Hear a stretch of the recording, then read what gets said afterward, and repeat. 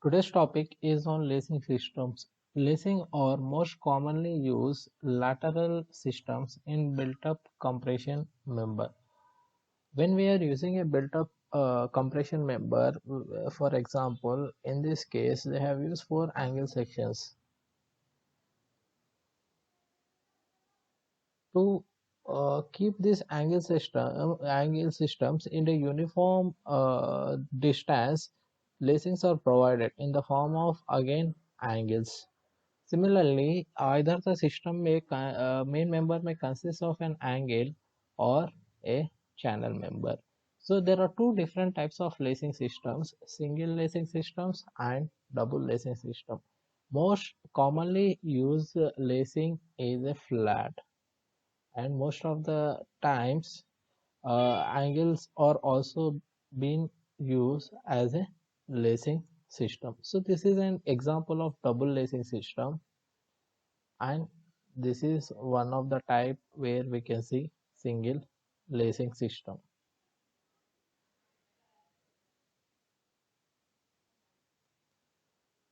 When the lacing is connected to a member, it should be there will be two phases. One phase will be our phase A and other phase will be our phase B, which could be seen from this side and this side. This is a 3D projectional of a lacing system. And when we talk about a top view, if we see from the top, the lacing, these are connected with two uh, channel systems, and these are our lacing fats. The compulsory lacing system should consist of a end plate and lacing. The top and the bottom of a lacing member should consist of an end tie plate. So here what we are representing is with respect to the lacing flats, whatever the bolt we are seeing and the connection we are seeing here is only with respect to lacing flat. So these are the projections, and when we see the phase A and the phase B, the phase A and phase B are kept such a way that it should be a mirror image of it. The connection of lacing on the side of phase A and the side of phase B should be kept such a way that it should be a mirror image, which it is shown in the figure. So let us see what are the various types of failure modes in a lacing systems. So there are apart from a lacing system, it should carry its own load, own weight, or it should resist the total loads which are acting on a lacing system. Apart from this, it should also be checked for overall buckling. Overall buckling in the sense when the total lacing system, let us assume this is our lacing system connected with number of lacings.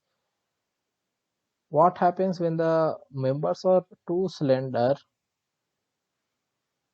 Our system will buckle. Total our system will buckle.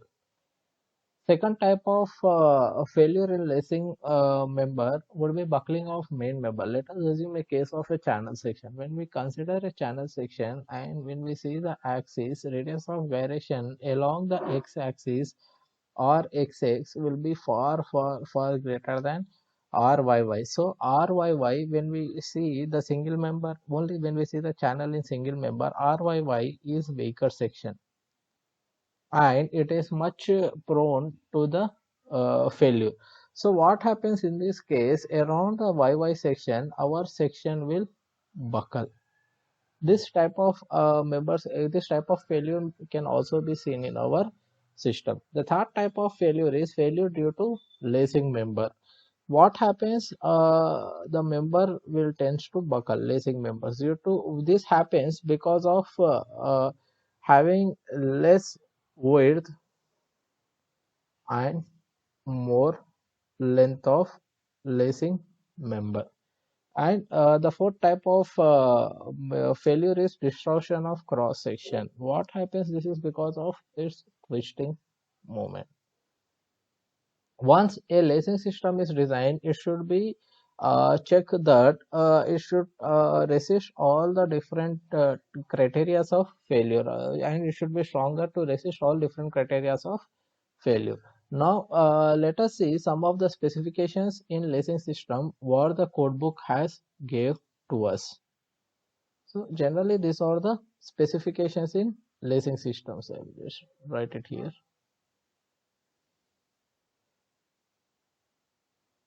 Here the code we are referring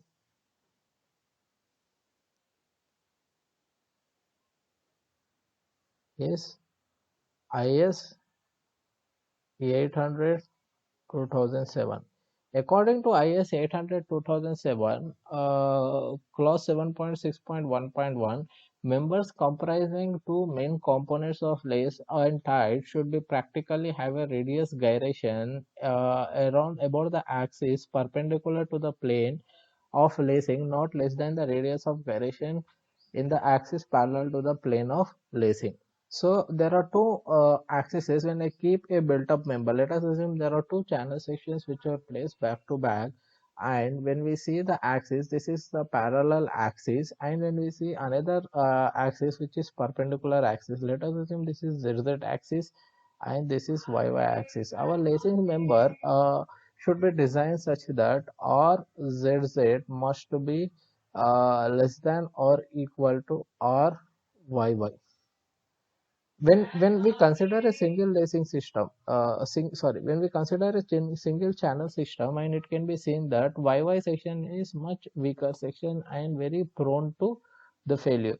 But when we are using a whole system, it should be designed such a way that RZZ must be equal or less than to RYY, just by increasing the distance, but by increasing the spacing between these two columns we can increase the radius of gyration. According to the clause 7.6.1.5, it has also been noted that the effective slenderness ratio of a laced column shall be taken as 1.05 times of slenderness ratio of actual maximum slenderness ratio. If we consider the maximum slenderness ratio this actual slenderness ratio should be increased by 5%. In order to account shear deformation effects. Okay, so effective slender in lacing system, we need to calculate effective slenderness ratio. Effective slenderness ratio, which must be equal to actual slenderness ratio multiplied by 1.05 times. And the design of lacing system is also being shared in IS 800 2007. They said that the minimum width of lacing bar shall not be 3 times of nominal diameter of end bolt rivet. Whatever we will keep here, we will give a bolt. Let us assume the diameter of bolt is D. So minimum width of lacing bar must be greater than 3 times of nominal diameter of bolt. When we talk about thickness of lacing flat, shall not be less than 1/40th of its effective length. So this length will be effective length of lacing. 1/40th time of effective length of single lacing, or 1/60th time for double lacing. Thickness must be greater than 1/40th times of effective length. This is effective length of lacing for single lacing, and this is 1/60th for double lacing. Moreover, they also mention that angle of inclination. So this is our angle of inclination. The angle of inclination theta, if we consider, must be not less than 70 degrees and not greater than 40 degrees. The spacing of lacing bar. So this is the spacing of lacing bar. Whatever spacing of lacing bar. So the spacing of lacing bar shall also be such that maximum slenderness ratio of component between the consecutive lacing connection is not greater than 50 or 0.75 times of most unfavorable slenderness ratio. Next, it is also be seen that the lacing shall be proportional to resistor total transverse shear Vt at any point equal to at least 2.5% of axial force. The force in a compression member shall be proportional to resist a total transverse shear at any point equal to the length of at least 2.5% of axial force. Therefore, the total transverse shear will become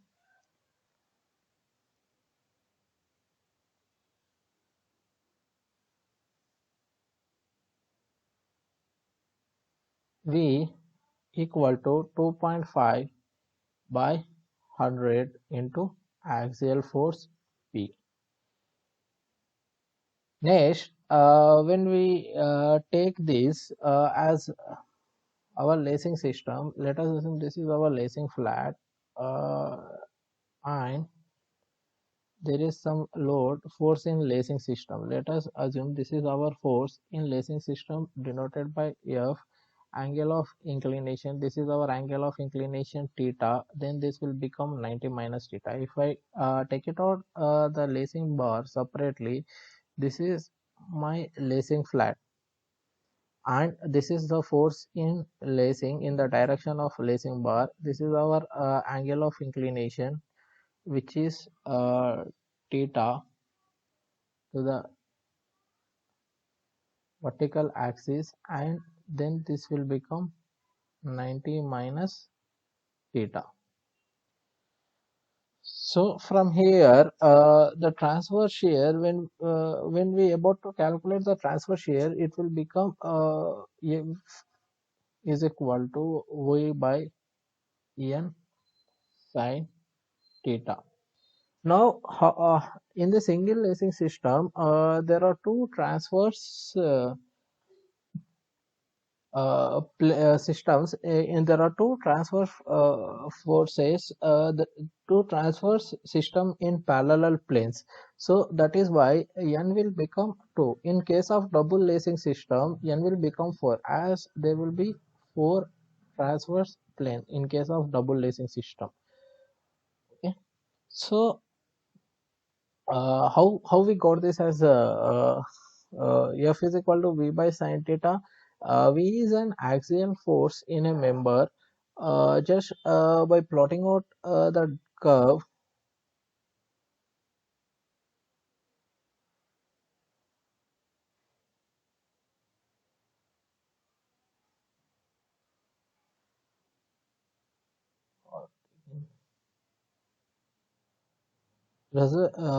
resolving the forces, this is our transverse force V.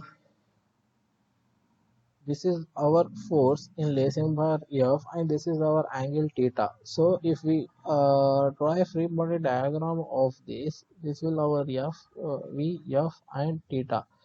Sin theta is nothing but opposite side by hypotenuse, which is F. So F equal to V by sin theta, and this should be forwarded to two lacing planes.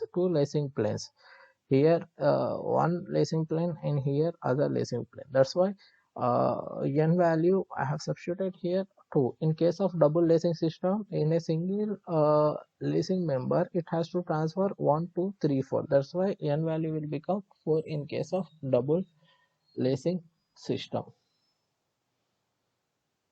It has also been mentioned there the slenderness ratio of a lacing bar. The slenderness ratio of a lacing bar shall not exceed 145. In bolted or rivet cases, the effective length of lacing bar L effective length of lacing bar determined for the design strength shall be taken as length between the inner end of fasteners. So this length will be our effective length. And it has also mentioned that for a single lacing and 0.7 times length for double lacing connected at intersection. In weld connection, the effective length shall be taken as 0.7 times of distance between inner ends of weld connecting to the single lacing bar of a member. So for a single lacing system, L equal to L effective. For a double lacing system, L effective is equal to 0.7 times of L, and for a welded section, L effective equal to 0.7 times of L. And it also given that the slenderness ratio lambda equal to Le by R, which must when we calculate over here, L equal to R equal to radius of gyration, which is nothing but under root of I by A. Now we are finding it for lacing bar. Let us assume our lacing bar is a flat, just a flat. So moment of inertia will be given as if B is the weight and T is the thickness, BT cube by 12. Area is given as B into T. Just by substituting the values in place of R, we can calculate this as so lambda of lacing Le under root of 12 by T must be less than 145. Just by substituting I BT cube by 12, BT, B and B get cancels, T and there will be remaining will be T square. That's why only when we under root this T square, we will get T under root of 12. This must be less than 145. Then only our section will be safer. It is also said that laced column member shall be provided with a tie plates as at ends of lacing system and intersect with other members stays at a point where lacing systems are interpreted. So now when we talk about a lacing system should compulsory consist of a two end plates, one at top and other at bottom end tie plates. So what are the failures? How we can sustain these failures? For overall buckling, the slenderness ratio must be less than 180. This is for compression member. When we talk about a compression member, the maximum slenderness ratio will be 180. This is for whole system. Next, when we talk about an individual member, we have already seen that the slenderness ratio A1 by R. A1 is nothing but the spacing between the lacing bars. A1 by R must be less than 50. Then only we need to design such a way that A1 by R, the slenderness ratio of individual compression member must be less than 50. If we want to overcome the lacing, the effective length, the slenderness ratio of lacing bar must be less than 145. So we need to concentrate on all these three things. One is overall compression member, individual member, and a slenderness ratio of lacing flat.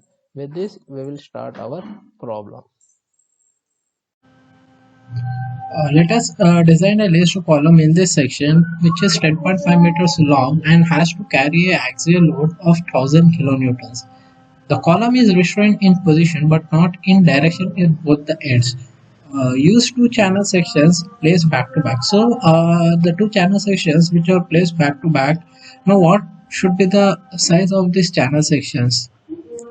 So what we are going to do, first we are going to design a built-up section. After designing a built-up section, we will design the lacing for this built-up section.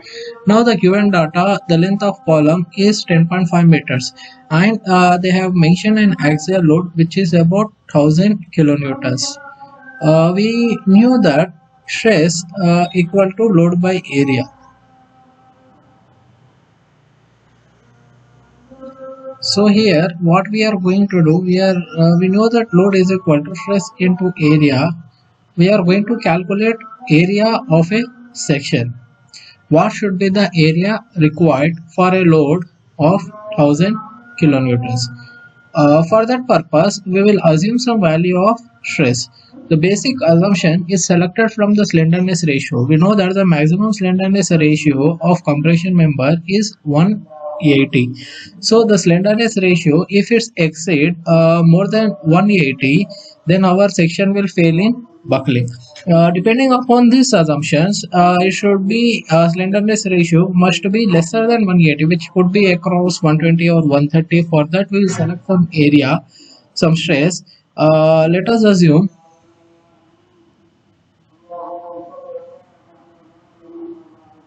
FCD equal to 150 Newton per mm square. So from here we can find that load which is equal to 1000 kilonewtons 10 to the power of 3 equal to stress into area. Stress is 150 into area A. So required area for the particular stress and load will be around 466.67 mm square. Now this area should be shared by two channel sections. So the area required for single channel section,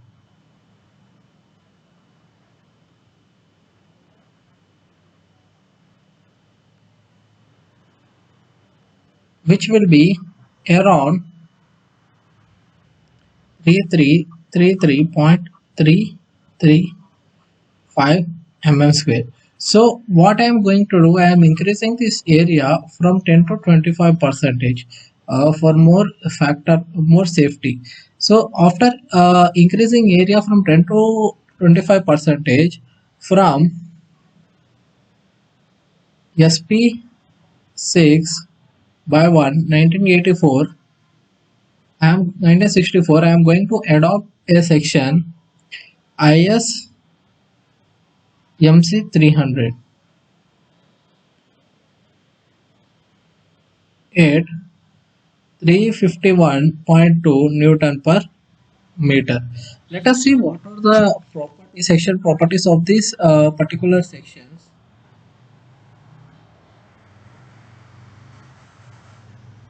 The properties are only for single section. The properties is only for single channel section. Whatever we are seeing over here, this is not for total built up channel section. This is only for single channel section.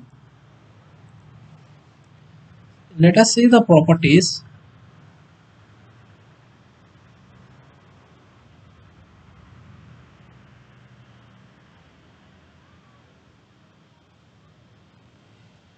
The area of this section is around 4564 mm square.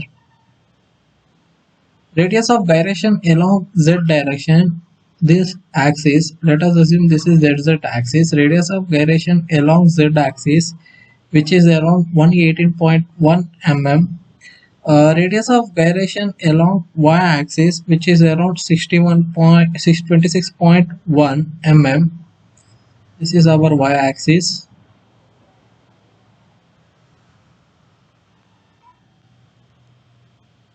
Next, thickness of flange 13.6 mm.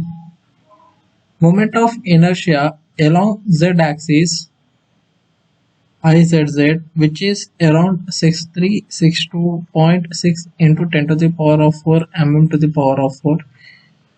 Next, width of flange, which is around 90 mm. Centroid CYY 23.6 mm. And moment of inertia along YY direction, which is around 310.8 into 10 to the power of 4 mm to the power of 4. So these are the relevant property for my section ISMC 300. Now with this property, this is our centroid CY, which is around 23.6. The total width of the section, which is about 90 mm, and the depth of section 300 mm. So this is these are all the relevant properties for my section. Now, for a given condition, the section should be placed in this manner, back to channel sections. Now, I am not going to use a single channel sections, but what we are doing here, we are using a two channel sections which are placed back to back. So we need to see whether the channel section, whatever the channel sections we have selected, is able to capable to resist all different type of failures or not. So once when we speak about lace to column will fail in four different ways. So one is with respect to distortion of cross section. So when we talk about laced column will fail in four different criteria. Distortion of cross section, this may be caused because of the twisting. Overall buckling, to undergo the failure in overall buckling, the slenderness ratio should be less than 180. Then only our section will safe in overall buckling. When we talk about buckling with the main member, the slenderness ratio should be less than 50 or 0.7 times of length. And the failure of lacing, when we talk about the slenderness ratio, the slenderness ratio is with respect to spacing of lacing bars, and this is with respect to length of lacing. Slenderness ratio must be less than 145 in this case. So these all are the unfavorable conditions in any one of the member. When a structural engineer should remember this, the overall buckling of member should be when we talk about buckling of member, the slenderness ratio of total compression member must be less than 180. And when we talk about buckling of main member, the slenderness ratio of a main member with respect to the spacing of lacing must be less than 50. And when we talk about failure of lacing system, this is with respect to slenderness ratio with respect to length of lacing bar, and this should be less than 145. Then only our section will be safe. So there are two criteria what we need to remember when we go to design a built-up section. The members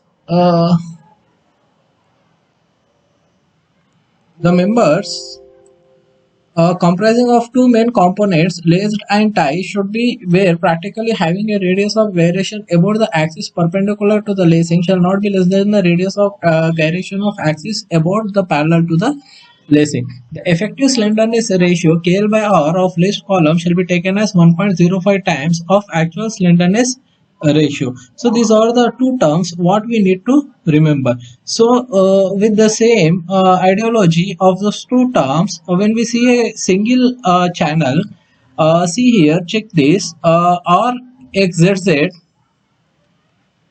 is far greater than RYY when we consider a single channel section. RZZ is far greater than RYY, which is here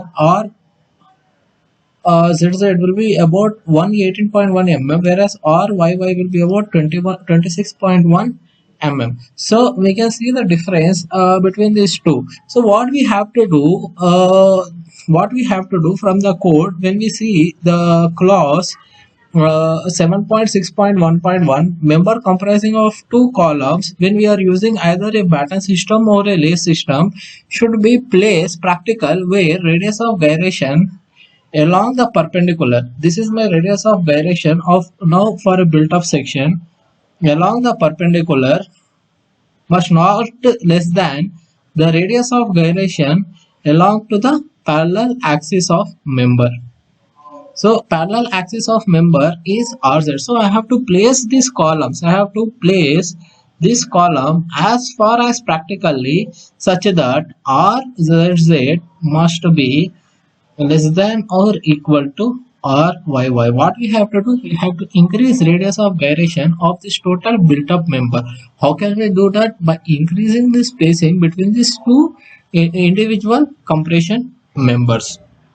So this is our first thing we need to remember. The second thing we need to remember is slenderness ratio. The effective slenderness ratio for a laced column. What we have to do? We have to increase 5%. We have to increase slenderness ratio by 5%. According to the clause 7.6.5, 7.6.1.5,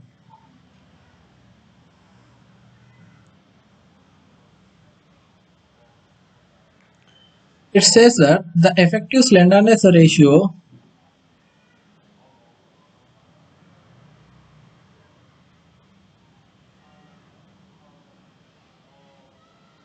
must be equal to 1.05 times of actual slenderness ratio. Now what is actual slenderness ratio? Lambda actual. Effective length by radius of gyration, least radius of gyration. So when I select a single channel, then my least radius of gyration is RYY. But here with our codal condition, what we are doing, we are placing this two channel section as far as practicable, such that RYY is greater than RZZ. RYY is actually equal to or greater than RZZ. So we are placing our channel section such a way that RZZ will be our least radius of gyration. Now when we talk about effective length, we will see the code to find the effective length. Effective length of a member is selected from table number 11 of IS 800-2007. So our given condition here is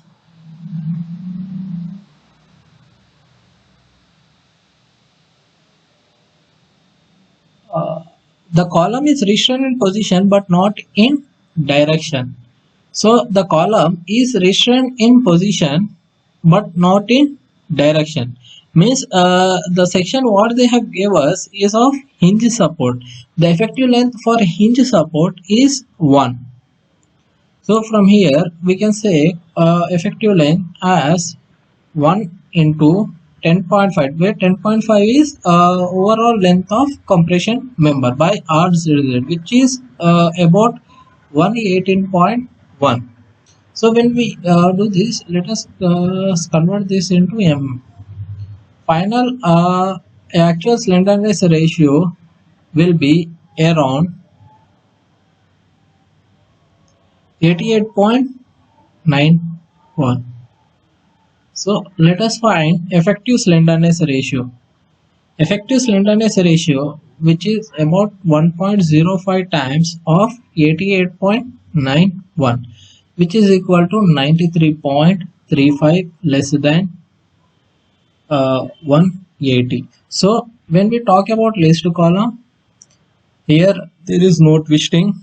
You no need to worry about this. Let us just see whether it can resist a load of 1000 kilonewton or not. About overall buckling, we did not need to see here because slenderness ratio is about less than 180, hence it will be safe in overall buckling. Now let us find what is the load carrying capacity of this column. This section what I have adopted is only based upon assumption, so that is why we will calculate load carrying capacity. So to calculate the load carrying capacity, we have to see the table number 9 of IS 800-2007. When we see table number 9, there are 4 tables: 9A, 9B, 9C and 9D. These A, B, C, D are buckling class. How to calculate buckling class? From where I have to know the buckling class? From table number 10. So when I open table number 10 of IS 800-2000, we can see for a built-up member, according to any axis, the buckling class is C. According to any axis, the buckling class is C. So that is why we have to refer the clause C. And when we see the clause C, the built-up member for our section, it is in between 90 and 100, and the yield stress of the member is 250, which is in between 121 and 107. Let us do the linear interpolation to calculate stress FCD, which is about 121 minus 121 minus 107 by 90, 100 minus 90 into 93.35 minus 90. So when we do linear interpolation, the value of FCD, what we will get is 116.31 Newton per mm square. So therefore, the load carrying capacity P will be equal to FCD into A, where FCD is 116.31 into what is the value of A, 2564. Sorry, 4564. Now the total area, which is equal to 2 into 4564, which, because there are two channel sections, that then the area for this is single channel section. 4564 is area of single channel section, and for two channel sections 2 into 4564, which will be around 9128, which will be around 1061.68 kilonewtons, which is greater than 1000 kilonewtons. Hence, my column can resist a load of 1000 kilonewtons. Hence, my column can resist a load of 1000 kilonewtons. It is safe. Now, what we have to do, we have to decide the spacing. How much distance I need to place this? What should be the spacing? How much distance? At how much distance I have to place this? So I am using two channel sections. We know that RZZ and values. This is our Z axis, and this is our Y axis. So let us say other axis. This is our hypotenuse axis of single section, Y axis. So there are two different Y axes, and when we draw, let us take, this will be our Y axis, which is coinciding with the main axis. Z axis and Z bar axis are at same distance. Z and Z bar are same distance, whereas Y and Y bar are not at same distance. So for that purpose, let us calculate. This is our centroid, CY. Let us assume the spacing between the two channel section is S. Then this distance will be S by 2, as well as this distance will be S by 2. Now what I am going to do here, we are going to calculate the distance between these two. Our condition is RZZ must be equal to or less than RYY. In the sense, radius of gyration is directly proportional to the square root of moment of inertia. For that purpose, IZZ must be less than or equal to IYY. This is our condition. For this condition, let us find here. There are two channel sections, 2 into, as the axis around the Y direction has not changed, then I will directly take IZ value, which is 6362.6 into 10 to the power of 4, which must be equal to 2 times of so here what we need to do, we need to apply parallel axis theorem, which is I into Y bar plus A into Y dash square. Now what is Y dash? This total distance, the axis, the distance between the total two axes will be our Y bar. So I dash Y, from our code we got 310.8 310.8 into 10 to the power of 4 plus area, which is 4564, plus y, so into y bar. What is y bar? Y bar is nothing but this distance which is centroid in y direction plus s by 2. So centroid in y direction, which is given in the code 23.6 whole square. Now when we evaluate this, we will get the spacing as 183.1 mm. So let us keep the channel sections at a distance of 184 mm. Let us keep the channel sections at a distance of 184 mm.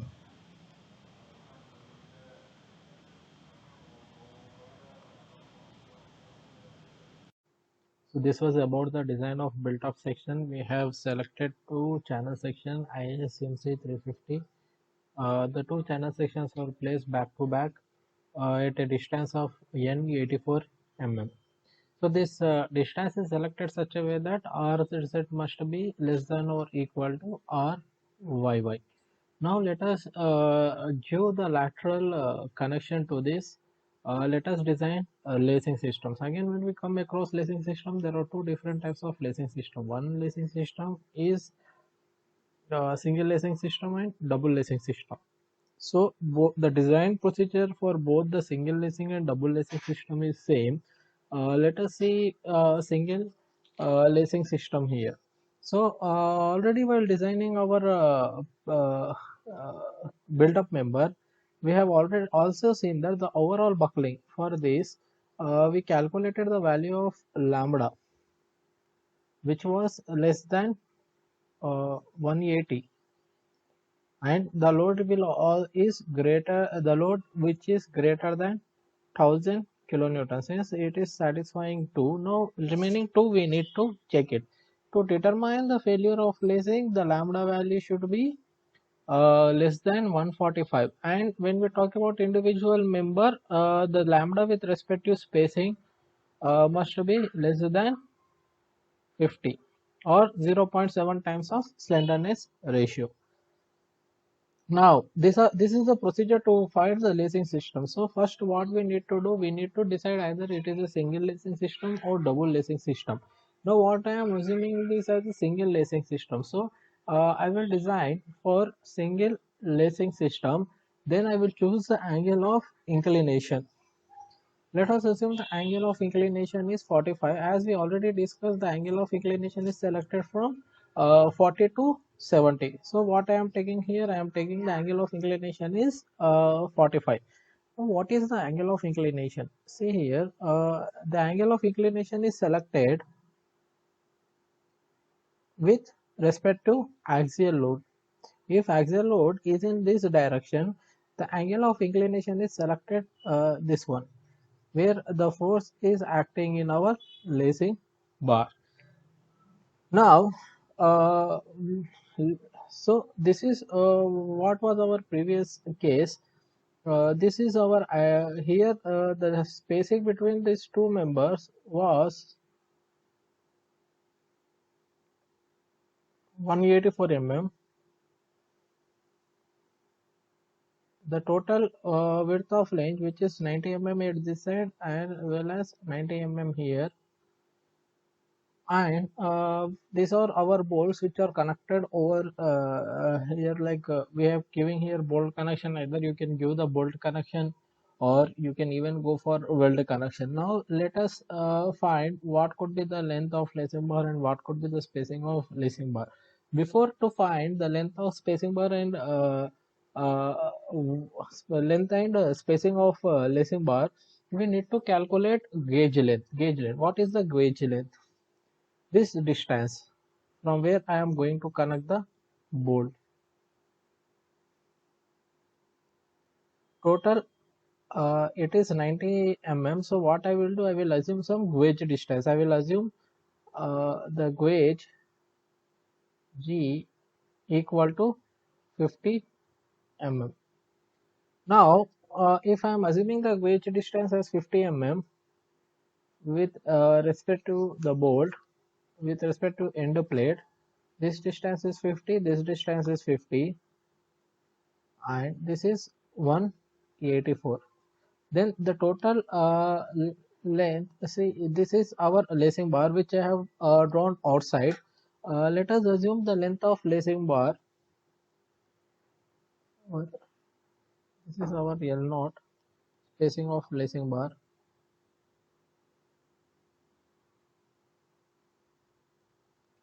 The spacing of lacing bar, let us assume it as L naught. Let us assume the length of lacing bar as small n, and let us assume the distance this as 8 dash. So from here I can, if I bring it out a single lacing bar outside, this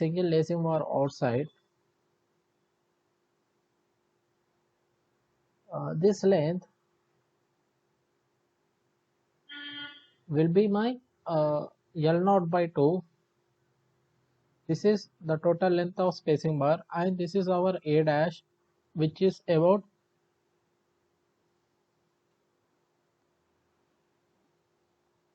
which is about 184 plus 50 mm gauge at this end and 50 mm gauge at this end, which is about 284 mm.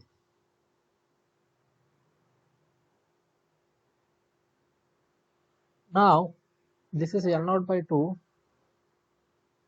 In case of double lacing system, this is in case of single lacing system. In case of double lacing system will be arranged like this. This one will be L naught. Then in this case, we will get this as only L naught distance. In this case, we will get L naught by 2. Only the difference here between single lacing system and double lacing system.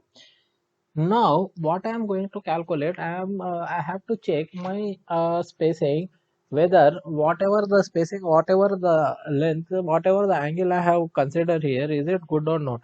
So it should, to check that my buckling of individual member must be, slenderness ratio must be less than 50. So for that purpose, I am calculating here spacing of lacing bar.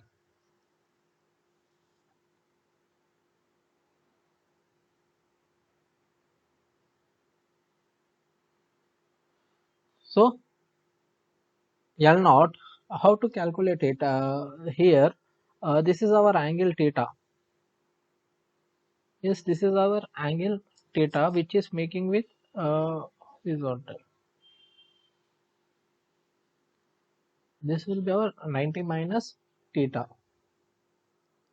So with horizontal it is theta, and this with vertical it is 90 minus theta. This is our force in lacing bar, which is dividing it with vertical theta and with horizontal 90 minus theta. Now, if I calculate tan theta, tan 90 minus theta, which must be equal to opposite side L naught by 2 into A dash. So finally L naught will be equal to 90 minus theta is cot theta, 2 into A dash cot theta. Now if I write here, L naught is equal to 2 into A dash. A dash is nothing but 284 into cot 45.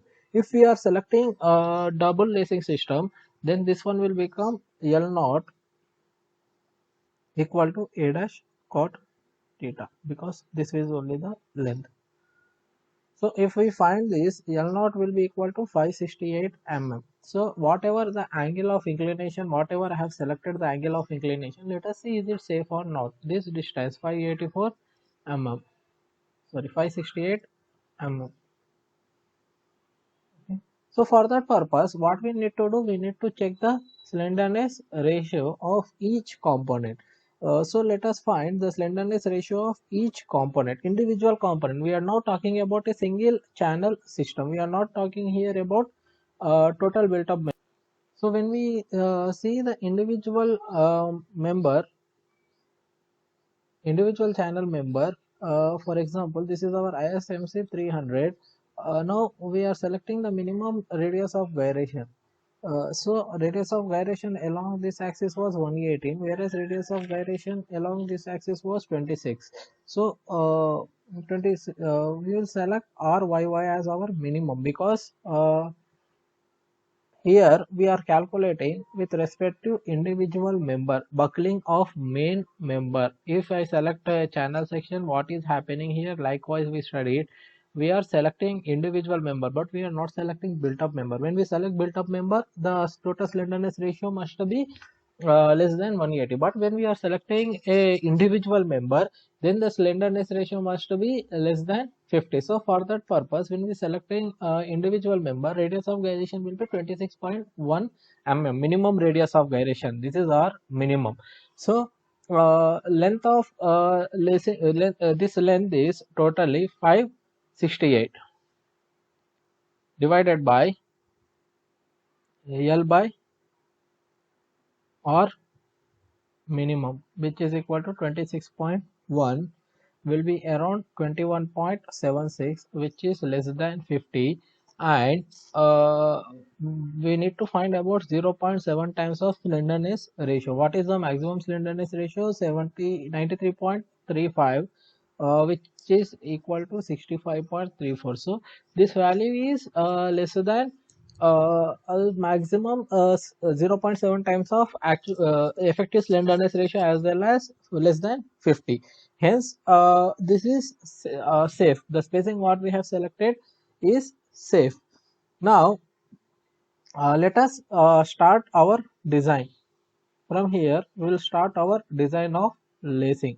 What should be the length of lacing? What should be the width of spacing? What should be the thickness of spacing? We will decide it over here. If it is a single lacing system, then LE equal to L. Now what is L here? This small L will be this distance between the two bolts, effective length. In design, this one will be our L, small L. So if we are using double lacing system, this value will become 0.7 L, and if we are using a welded lacing system, this value also becomes 0.7 L. Now let us select some bolt diameter. Okay, we will find minimum width. So these are the mention we already seen in the starting of class, where the IS recommended that minimum width of lacing.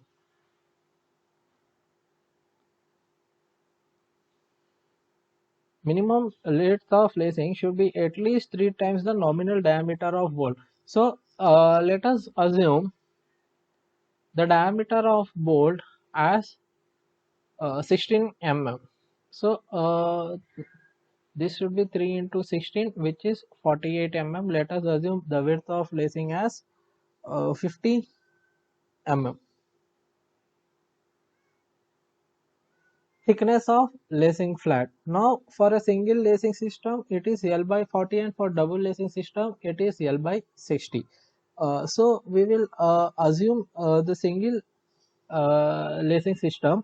Before that we will calculate the length L. Let us see how we can calculate the length L. In the same manner how we calculated L naught, we will calculate the value of L. So this is our value of L. This distance is our L.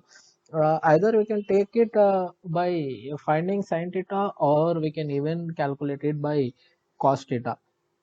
So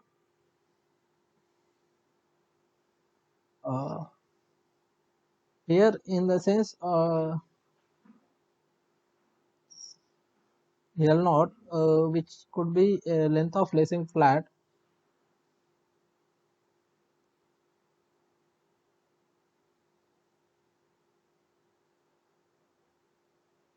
small L naught, which must be equal to, if we select sin theta, sin 90 minus theta, which is equal to opposite side by hypotenuse side. So what I did, I already I already shifted this opposite side, which is L naught by 2 by hypotenuse and small l. So L equal to L naught by 2 by sin theta. So from this relation, if we calculate here, L naught will be equal to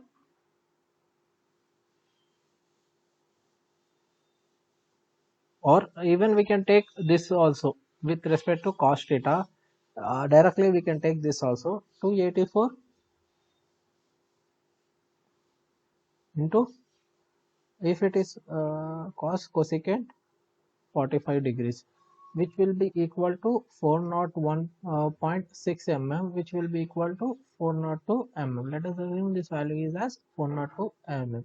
Then the thickness of lacing flat will become L by 40, in the sense minimum thickness should be 402 by 40, which will be around 10.05 mm. So let us assume the thickness of lacing flat as 12 mm. Now we need to check the lacing flat, whatever I selected, whether the width, assume 50 by 12 mm lacing flat, either is this lacing flat safe or not. This is our final check one. To check it, if this should not fail, the slenderness ratio should be less than 145. For that purpose, we will calculate the slenderness ratio of lacing flat. Slenderness ratio is just nothing but L by R. R is nothing but radius of gyration, which is equal to under root of I by A. This is a lacing flat. Lacing flat in the sense moment of inertia will be rectangular section bt cube by 12, whereas area will be b into t. B get cancels and t square. So finally we can write here this as t by under root 12. So if I substitute this, L equal to T into root 12 will be my slenderness ratio for lacing. This is for lacing.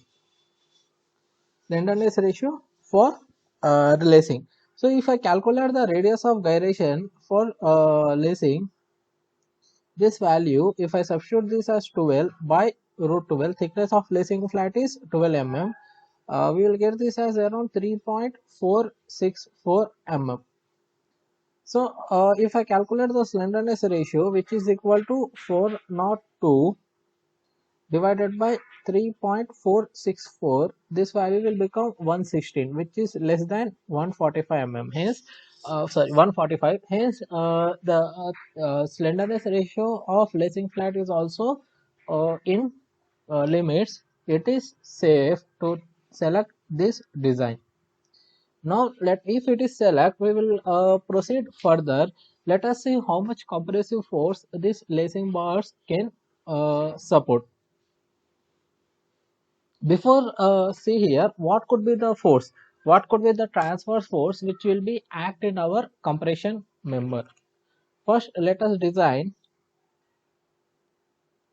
what could be the compression transverse force which will be act in our lacing bar. So already we have seen in the design procedure also, we have seen here also, if I select a lacing bar, this is the force in lacing bar. The angle is made with respect to what vertical load, but here we are going to calculate the transverse load. This will become 90 minus theta. So with the same trigonometric principle, even they have mentioned here, for calculating of transverse shear force, it will take 0.2025 of P. So this is also mentioned in the code book. So just we will calculate the transverse shear. Minimum shear will be 2.5%. Actually this is 2.5%, in the sense 2.5 by 100 into total axial load, which is equal to 1000 kilo newtons. This value will become 25 kilo newton.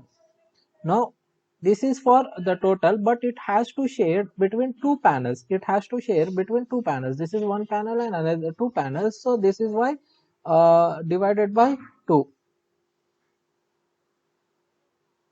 Two parallel panels. If it is a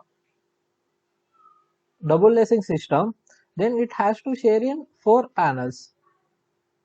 So there we need to divide this value by 4. So it has to do. So in this case, the value of transfer shear will become 25 divided by 2, which is equal to 12.5 kilo newtons. So let us calculate the compressive strength in lacing bars. How to calculate the compressive strength in lacing bars? So we got transverse force. From transverse force, we will calculate the compressive force. So directly they didn't mention us any clause to directly calculate the compressive force. We need to calculate the compressive force only with respect to transverse force. And how we can calculate the transverse force? Because the codebook suggested that this value will be around 2.5% of total axial load. This is why first we will calculate transverse shear, later we will calculate the force in compression member. So let us say by same trigonometric principles, compressive force can be found as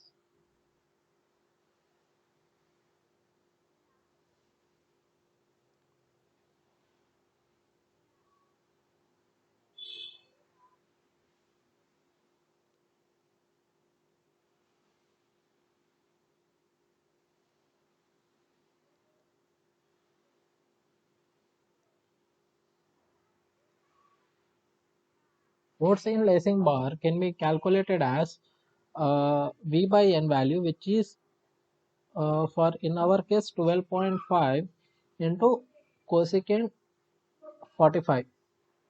Directly have wrote this one. So just by trigonometric principle, this value will be 90 minus theta. Just we will calculate the cos theta. Then we will get this value compressive force, which will be around 12.5 into cosecant 45. This value will be uh, around 17.67 kilonewtons. 17.67 kilonewtons.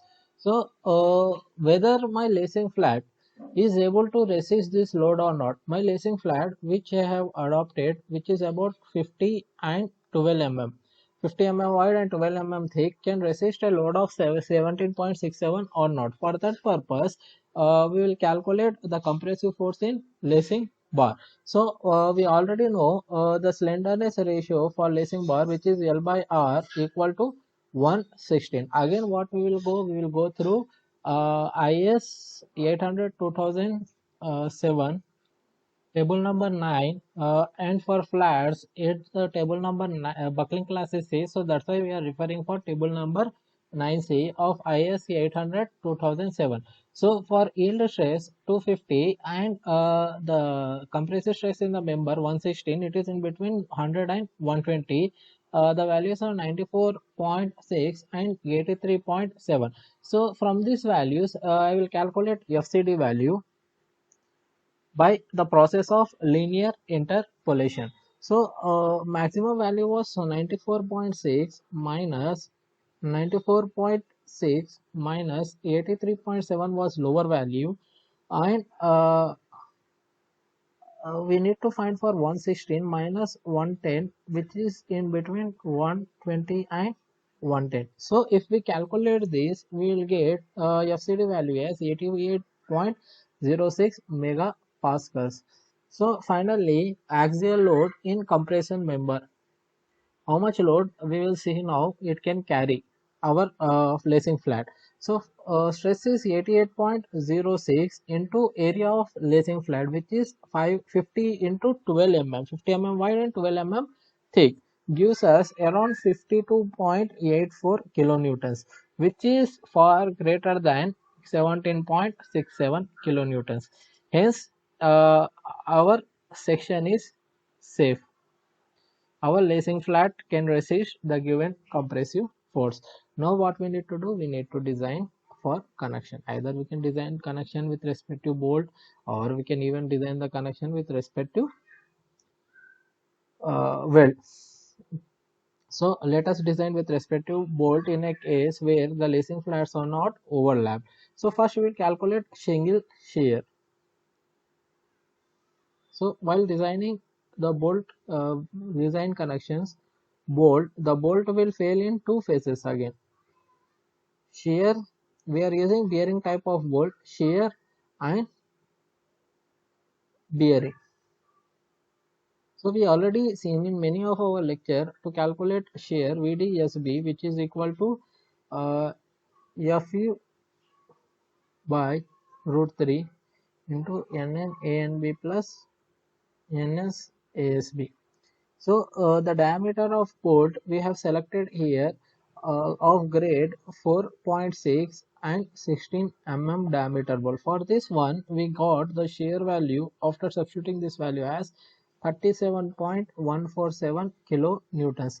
Same we will calculate for bearing VDPB, which is equal to, this is for FUB bolt, 2.5 kb dt F U by gamma mb, both side gamma mb. So if I select the eccentricity as if I select the end distance as 30 mm and pitch as 40 mm, 50 mm, these are selected again based upon minimum criteria from our codebook, which we already discussed. The value of kb, minimum value of kb, we got it around 0.56. So if we substitute here, the total VDPV will become 88.167 kilonewtons. So the value of bolt will be 37.147. Number of bolts equal to the total load it has to resist is only 17.67, but bolt value will be minimum of shear capacity of bolt and bearing capacity of bolt. The minimum value of the between of these two is called as bolt value, 37.147. We will require nearly 0.5 bolts, so let us assume one bolt. So provide one bolt at each end. This is how we will design for bolt. This is when not overlapped. And let us see how we can design it for weld connection. So to design for weld connection,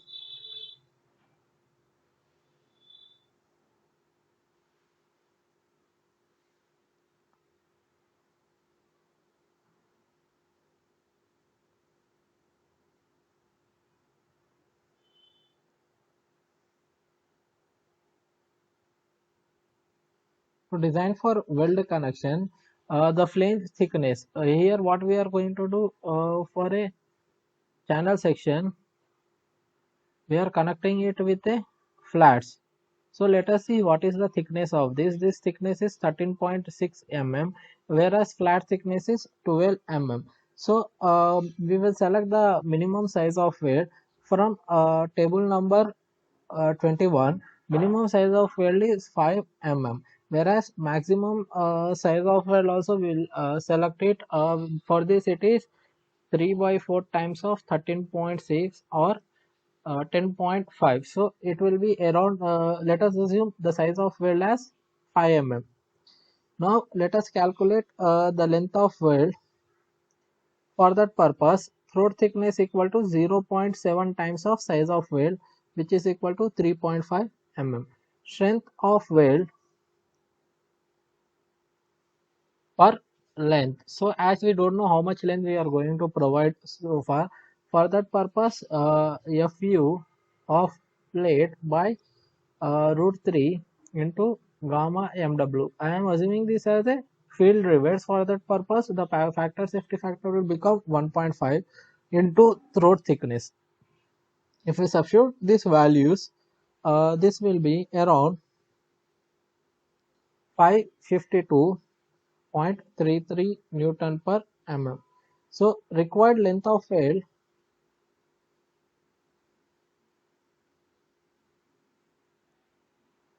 will be equal to, the total load it has to resist was 17670 by 552.3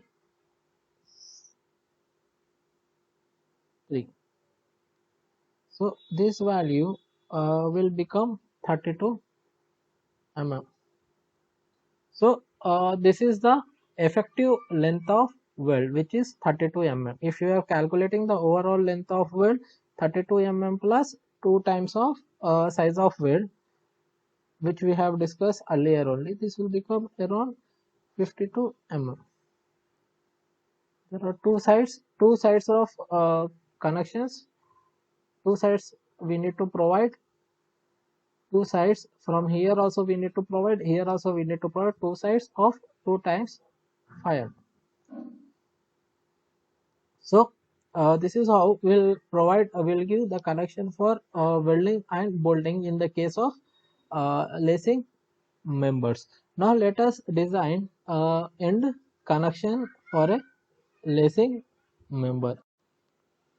After finishing the bolt and weld connection, now let us design the end connections for our lacing system.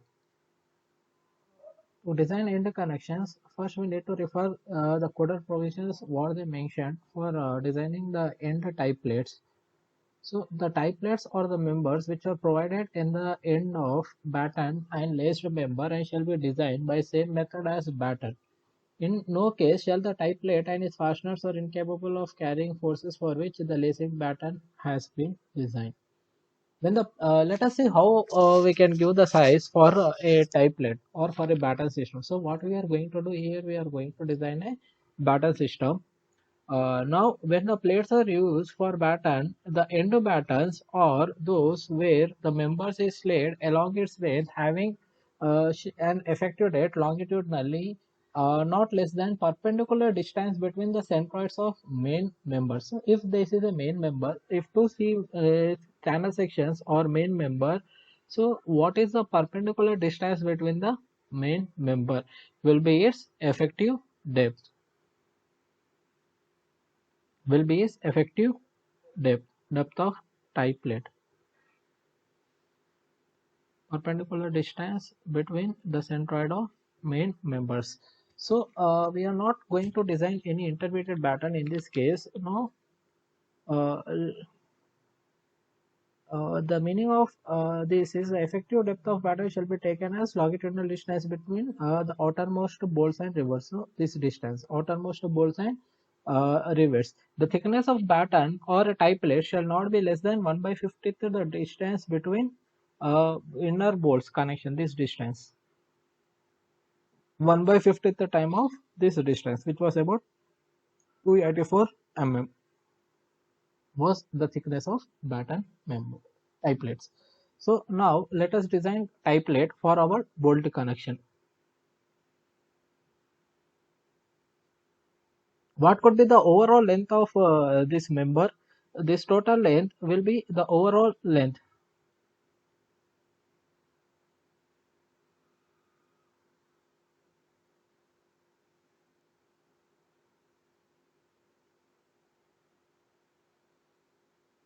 This total length will be the overall length of our tie member, which is equal to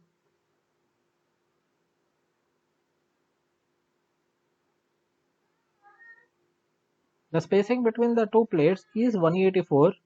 The width of flange, which is about 90 mm and 90 mm, total width of flange.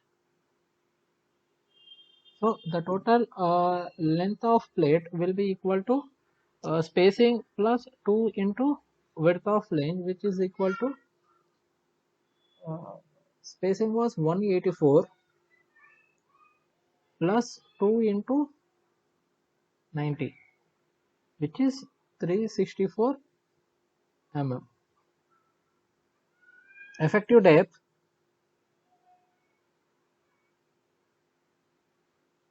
which is equal to center to center distance. The centroid along y direction, which we already seen, which was around 23.6 mm.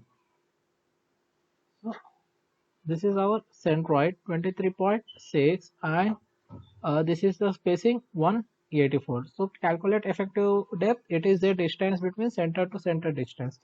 184 plus 2 into 23.6. equal to 231.2 mm. Now to calculate overall depth, effective depth is in between the two bolts. If overall depth is this depth, effective depth plus this distance at top and bottom, which is end distance. 230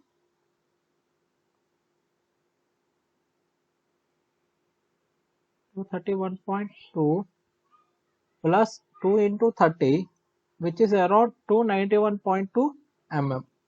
So this is the overall depth. Let us take it as 300 mm.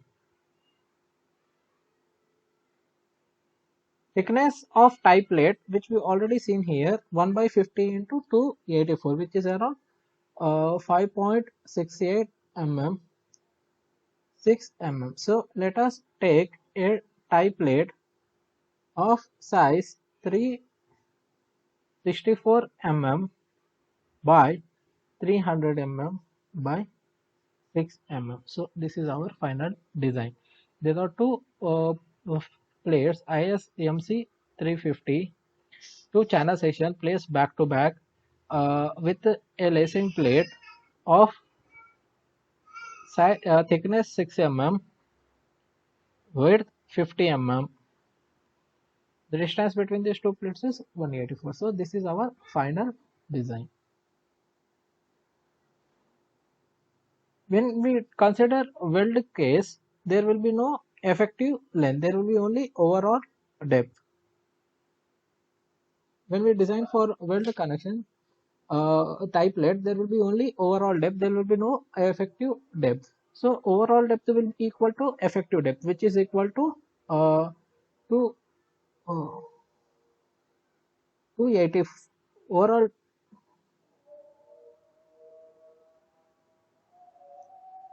depth will be equal to 231.2 mm in case of weld connection. There will be no effective depth because we are not connecting it with any types of bolts or rivet, just we are welding it. So that is why overall everything will be same except the depth. Thank you.